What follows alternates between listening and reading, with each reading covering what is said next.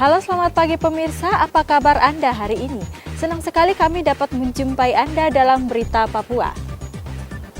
Saya Yuni Rumbaran beserta tim redaksi telah menyiapkan sejumlah berita menarik dan aktual untuk Anda. Berikut 3 berita utama kami.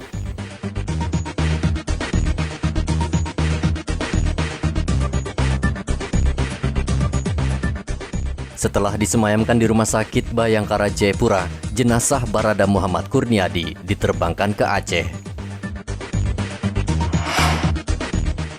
Papua berhasil raih 2 emas dari cabur kriket dan terbang layang.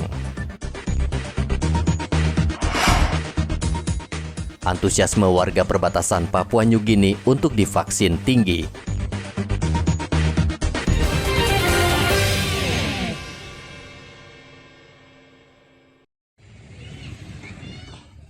Jenazah Barada Muhammad Kurniadi yang gugur ditembak kelompok bersenjata tiba di Rumah Sakit Bayangkara Kota Raja, Kota Jayapura, Papua, Minggu lalu.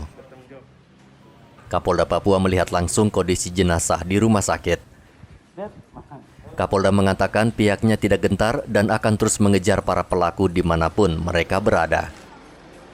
Selain itu, Kapolda juga akan mengevaluasi efektivitas pasukan yang terus mendapat tekanan di Kiwirok. Ya, tentunya pertama selaku pimpinan mewakili pimpinan Polri, kami berbelasungkawa atas gugurnya Bayangkara terbaik kami, Barada Muhammad Kurniadi yang gugur pada pukul 5.40 ya di Kiwirok. Tentunya dengan kejadian ini kami tidak akan pernah mundur selangkah pun dalam rangka penegakan hukum. Kejadiannya akan kita evaluasi, mudah-mudahan dari evaluasi itu kita akan mempersiapkan langkah-langkah penegakan hukum yang lebih soft namun tegas. Kita tidak akan memberikan ruang bagi siapapun yang melakukan kekerasan bersenjata, apalagi atas nama organisasi tertentu untuk bagaimana mengacaukan situasi di Papua, di Republik ini, karena hukum harus ditegakkan. Tentunya langkah-langkah cepat sudah kita siapkan, nanti kita akan memperkuat dan segera melakukan pembersihan di daerah Pegunungan Bintang secara umum dan khususnya di Kiwirok. Jenazah Barada Muhammad Kurniadi kemudian dibawa ke Bandara Sentani, lalu diterbangkan ke Aceh menggunakan pesawat komersil. Barada Muhammad Kurniadi gugur dalam baku tembak antara kelompok kriminal bersenjata dengan TNI Polri pada minggu lalu di distrik Kiwirok. Ia gugur terkena peluru di bagian lengan sebelah kanan. Saat jenazah akan dievakuasi, kelompok bersenjata ini terus menembaki dari arah gunung sebelah bandara. 3 korban sudah tewas di tangan kelompok teroris ini. Mereka adalah seorang tenaga kesehatan bernama Gabriela Mailani yang dibunuh pada 13 September lalu. Kemudian Prada Ida Bagus pada 21 September dan terakhir Barada II Muhammad Kurniadi. Riantonai melaporkan dari Kota Jayapura, Papua.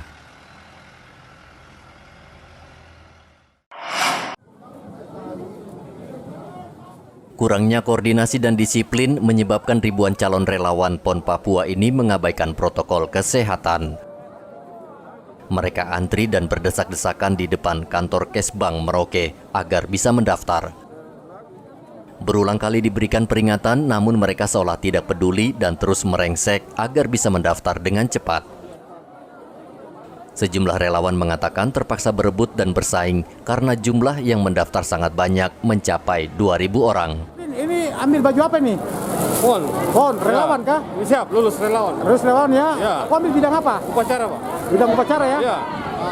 Ini baru keluar namanya, baru tahu ya? Ya. Ikut relawan ini ya? Iya. Ambil bidang apa? Ambil bidang pertandingan. Pertandingan ya? Iya. Ini lulus dari relawan ini ya? Iya. Ambil bidang apa? Bidang SDM. Bidang SDM. Cukup senang ya lulus ya? Senang. Senang. 1.988 orang. Begitu. Untuk berapa bidang semua itu? Nah, ini semua bidang, karena ketika turun SK tersebut tidak dibilang bidang berapa, tidak ada, semua sama. Semua sama ya? Ya, cuma nomor, nama, dan alamat. Nah, nanti kita bagi mereka ke dalam kelompok-kelompok. Setelah itu baru kita serahkan mereka ke bidang-bidang yang membutuhkan atau memanfaatkan relawan tersebut di cabur atau venue atau di titik pelayanan. Berapa lama relawan ini bekerja ini? Ya kalau sesuai dengan itu kan 20 hari kerja ya. 20 hari kerja ya, selama 20 pon. Pak Rama, ini kan kita lihat bahwa antrian warga yang jadi relawan ini kan cukup melanggar prokes ini. Gimana Pak Rama? Kalau saya lihat, ya ini kan kita sudah mengarah ke makin mengarah ke level yang agak kecil ya. Kita sudah sampaikan tadi dan memang nggak rapat, tapi dalam situasi seperti ini panasnya hari, saya pikir dengan angin yang cukup dan udara terbuka, saya pikir kemungkinan itu agak kecil. Khusus untuk Merauke, panitia merekrut 2.000 relawan untuk membantu panitia pelaksanaan PON Papua yang akan berlangsung mulai tanggal 2 Oktober hingga 15 Oktober. Para relawan ini akan bertugas sebagai penghubung, tenaga volunteer hingga petugas lapangan. Mereka direkrut melalui sejumlah tahapan dan saringan yang ketat. Mereka tersebar di 4 tuan rumah penyelenggara, masing-masing 6.000 relawan di Jayapura, 6.600 di Kabupaten Jayapura, 2.000 orang di Merauke, dan 3.900 relawan di Kabupaten Mimika. Muhammad Ridwan melaporkan dari Merauke, Papua.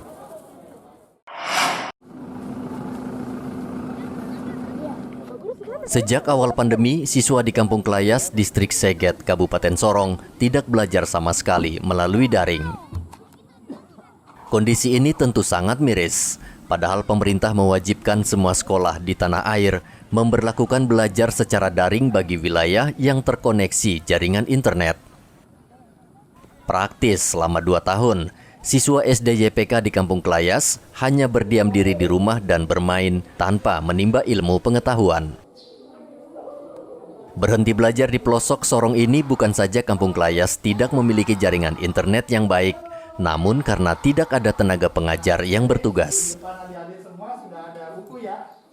Kepala kampung dan orang tua murid sudah 3 kali menyampaikan keluhan ke Dinas Pendidikan Kabupaten Sorong, namun hingga kini belum ada tanggapan. Mulai dari tahun 2020 dengan adanya COVID atau Corona itu, sekolah ini mulai tidak berjalan. Dari situ sampai masuk tahun 2021 ini kesian anak-anak sekolah ini, sekolah di mana tidak ada guru. Nanti dengan adanya bantuan program CSR ini, baru guru ada ini, akhirnya anak-anak sekolah ini bisa tahu huruf, bisa mengenal sekolah ini. Jadi selama 2 tahun ini tidak ada kegiatan aktivitas, kepala sekolah juga tidak ada, guru kelas juga tidak ada, kosong sama sekali. Bapak melaporkan ke pemerintah sendiri? Sudah 3 kali saya ke sana. Tidak ada tanggapan.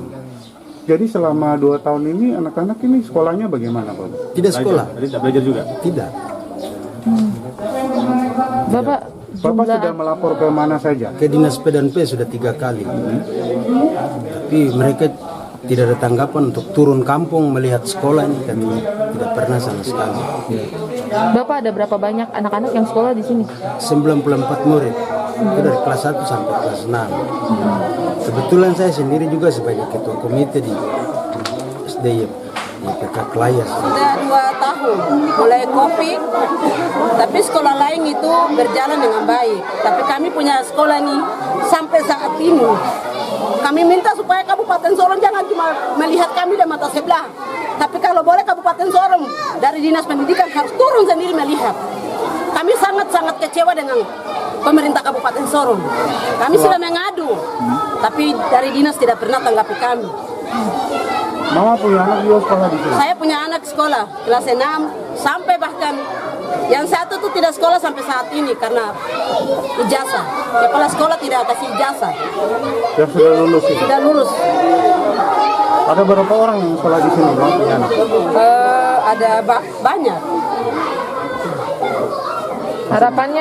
Harapan saya pemerintah Kabupaten Sorong khusus Dinas Pendidikan melihat kami Kampung Kelayas, Distrik Seget. Untuk mengatasi kondisi ini, PT Pertamina RU7 Kasin Sorong berusaha membantu melalui program tanggung jawab sosial atau CSR.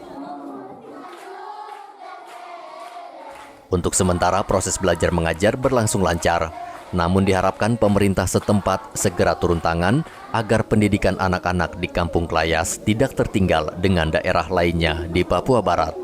Dari Kota Sorong, Papua Barat, Sadrak Wanggai melaporkan.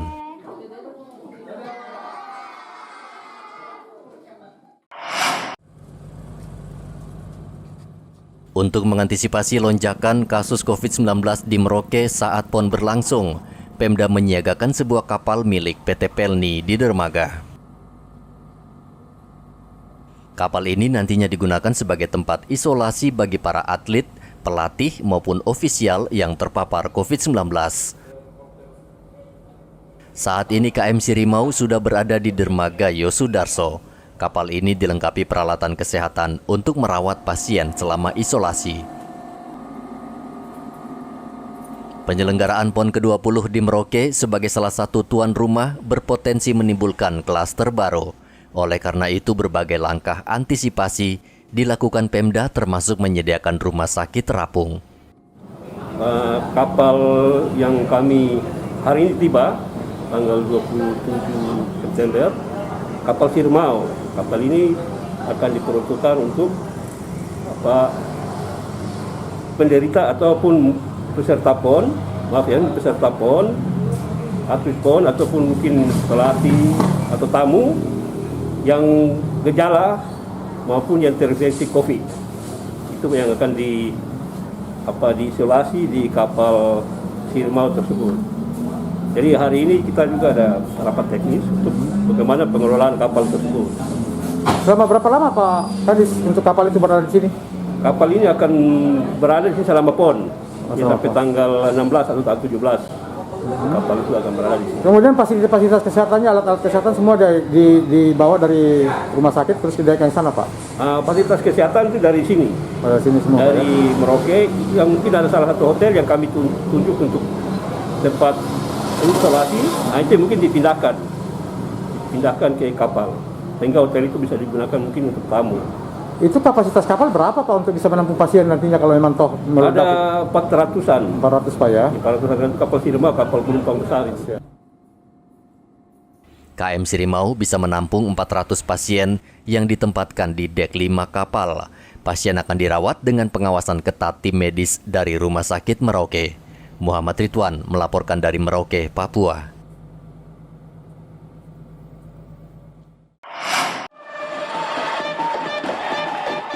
PON ke-20 belum dibuka secara resmi, namun kontingen Papua berhasil mengoleksi 2 medali emas dari cabang olahraga kriket putri dan terbang layang.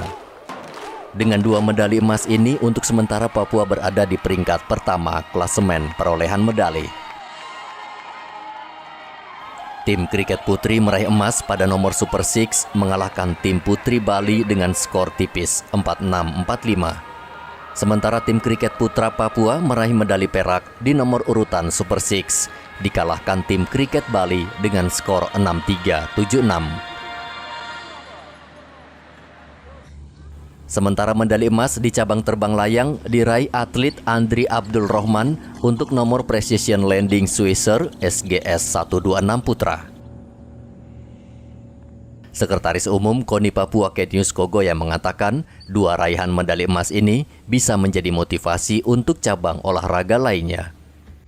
Kriket itu putri yang emas ya, yang putra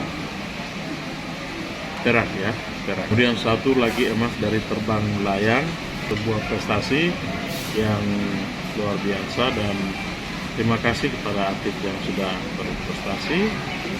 Dan kita belum bisa katakan itu puas dengan hasil itu, tapi masih terus berjuang. Ini baru awal ya. Mudah-mudahan ini menjadi motivasi untuk atlet-atlet yang lain yang akan bertanding ya, terus semangat untuk bersaing, untuk menorehkan prestasi-prestasi terbaik untuk mengharumkan tanah Papua ya. Ketnius berharap dengan 2 medali emas dan 1 perak, kontingen Papua bisa memacu semangat tim untuk menjadi yang terbaik sehingga bisa mengharumkan nama bumi Cendrawasih. Hendra melaporkan dari Kota Jayapura, Papua.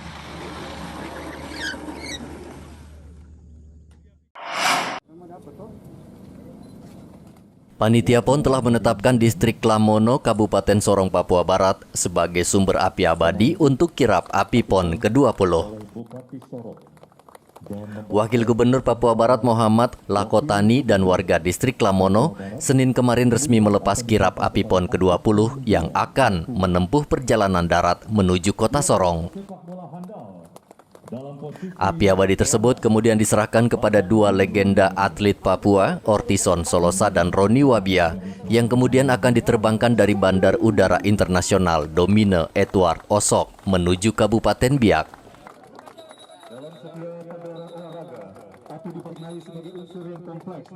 Kirap akan melewati 5 wilayah adat di Papua selama 6 hari berturut-turut dari tanggal 27 September hingga 2 Oktober 2021. Kirap bergerak dari Biak menuju Timika, Wamena, Merauke, Kabupaten Jayapura, hingga berakhir di Stadion Lukas NMB. Di setiap kota, api abadi tersebut akan dikirap mengelilingi kota. Bagi warga kota Sorong, kirap ini tentu merupakan kebanggaan tersendiri karena api abadi yang akan menyala selama penyelenggaraan PON ke-20 diambil dari distrik Lamono, Sorong. Sadrak Wanggai melaporkan dari Sorong, Papua Barat.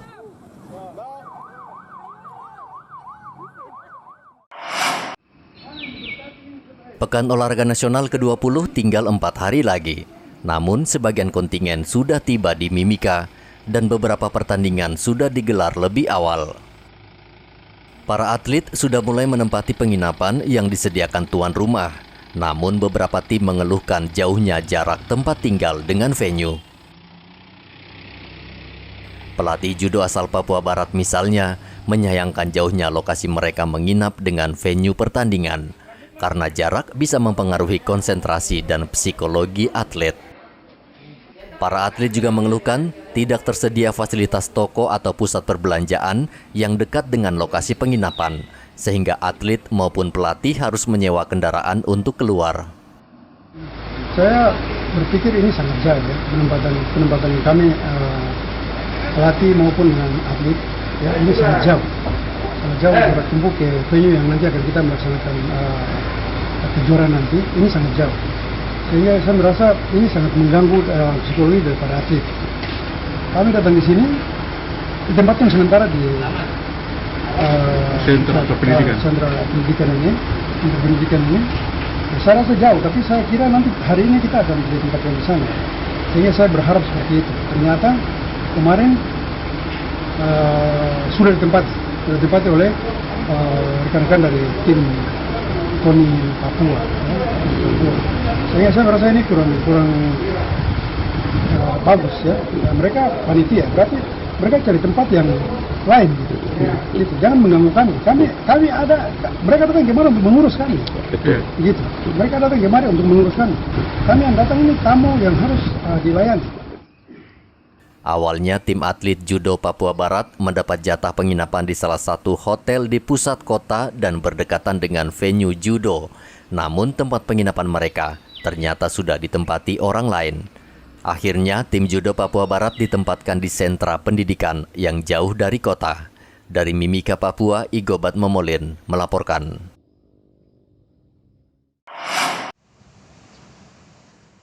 Pesta Olahraga Nasional PON ke-20 menjadi kesempatan bagi para pengusaha kecil untuk memasarkan produk mereka.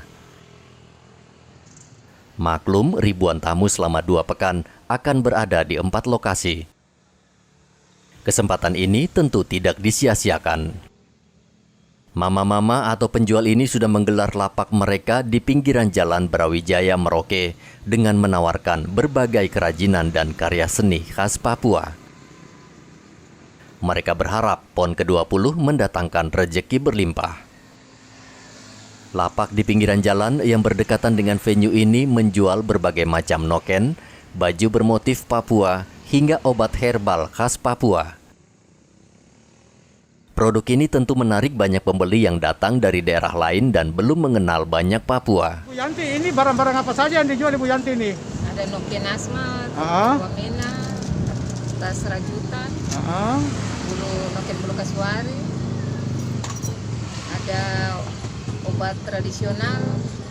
Seperti apa itu, Ibu? Sarang semut, ada minyak kayu putih asli dari Merauke. Dari Merauke ya. Iya. Ibu, terus selain itu ada baju-baju juga. Baju-baju juga. Ibu, ini sudah harga berapa yang paling terendah Ibu yang Ibu jual? Paling rendah 100. 100. Itu apa, jenis apa itu Bu? Noken Oke. Kalau yang paling tinggi harganya berapa paling mahal? paling mahal 1 juta. 1 juta. Ibu, selama PON ini, Gebiar PON ini sudah banyak yang belanja Ibu? Sudah. Apa saja yang menjadi Noken, Oke. sarang semut, Heeh. sama minyak kayu putih. Orang-orang dari mana saja yang belanja Ibu? Dari luar Merauke. Luar Merauke ya. Iya. Nah Ibu, apa yang Ibu harapkan dengan pelaksanaan PON di Merauke ini Ibu, di Papua? Dari kami mau Papua yang jual noken, kami berharap untuk kegiatan PON ini juga mungkin ada pembelanjaan yang meningkat untuk kita mau Papua. Sebagian besar pembeli tertarik dengan noken atau tas tradisional asli Papua. Tas ini menjadi primadona karena bentuknya yang khas dan unik. Harga dibanderol mulai dari Rp100.000 hingga Rp1.000.000. Selain bisa mendapatkan uang, PON ke-20 bisa menjadi kesempatan baik untuk lebih memperkenalkan tidak hanya tas noken, namun juga budaya dan kesenian Papua yang belum dikenal luas. Muhammad Ridwan melaporkan dari Merauke, Papua. Memboyong 13 atletnya ke Merauke, tim Wusu Jawa Timur bertekad meraih 2 medali emas pada PON ke-20 Papua. Minggu lalu ke-13 atlet ini berlatih keras di venue Wusu yang berada di kompleks Gedung Olahraga Hiatsai, Merauke. Mereka berlatih serius karena akan menghadapi lawan yang tidak ringan. Pelatih Wusu Jawa Timur Agus mengatakan ia mengandalkan 2 atlet, yakni Gunawan dan Jeffrey yang saat prapon lalu berhasil raih medali emas. Kita atlet Wusu Jawa Timur jumlahnya 13 orang. Ya, 13 orang itu nomornya berbeda. Ya 13 orang di nomor tawlu, kemudian 3 orang di nomor sanso. Sanso atau santa ya. Jadi jumlahnya 16 atlet dan saya megang yang atlet santanya. Jumlahnya 3 orang, yaitu di kelas 48 kg putri, 52 kg putra, dan kelas 60 kg putra. Di kelas 48 kg putri yaitu atas nama Evi Dian Sofiana, 52 kg Gunawan, dan 60 kg yaitu atas nama Jeffrey. Ya, kita targetkan untuk mereka yaitu kita selalu mentargetkan medali yang tertinggi yaitu medali emas. Jadi kita harapkan berapa Mas? Berapa? Ya kita harapkan 2 medali emas lah. 2 medali emas ya? Ya. Untuk semua kelas? Tidak, nanti untuk yang kita targetkan yang 3 kelas tadi kita targetkan 2 aja. Mas. 2 aja ya. Nah, di sini ada atlet yang pernah meraih medali emas sebelumnya? Di Prapon ada, atas nama Gunawan. Gunawan satu ya, 1 medali emas ya. Pelatih Wusu Jawa Timur ini juga menilai PON ke-20 Papua jauh lebih bagus dan siap. Mereka memuji penyambutan tuan rumah mulai saat tiba di Bandara Merauke. Mereka juga terkesan dengan venue Wusu yang sudah memenuhi standar dan tertata baik dan rapi. Muhammad Ridwan melaporkan dari Merauke, Papua.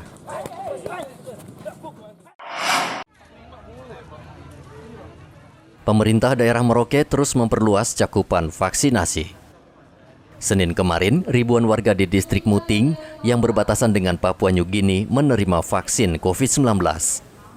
Jumlah warga yang mendaftar sangat banyak, mencapai 1.300 orang dalam sehari, sehingga vaksinasi berlangsung hingga pukul 9 malam. Jumlah ini merupakan yang tertinggi selama pelaksanaan vaksin per hari di Merauke. Tingginya keinginan warga untuk divaksin disebabkan kekhawatiran mereka atas penularan COVID-19. Apalagi mereka tinggal di daerah perbatasan kedua negara dengan lalu lintas warga yang tinggi. Mau vaksin pada pagi hari ini? Biar tidak ada kendala, biar sehat. Biar bekerja di sini sehat sampai dengan selesainya kita aktivitas di sini. Dengan adanya program dari Polres ini, apa harapan Bapak ke depan? Kami bersyukur sekali bisa ada bantuan vaksin. Saat ini vaksinasi di Merauke sudah mencapai 67% atau sekitar 80.000 dari target 124.000 warga. Vaksinasi akan terus dikebut untuk mengejar target sebelum PON resmi dibuka pada 2 Oktober mendatang. Muhammad Ridwan melaporkan dari Merauke, Papua. Informasi tadi sekaligus menutup jumpa kita dalam Berita Papua hari ini. Saya Yuni Rumbarar bersama tim redaksi mengucapkan terima kasih atas perhatian Anda. Selamat pagi dan sampai jumpa. Wanyambe.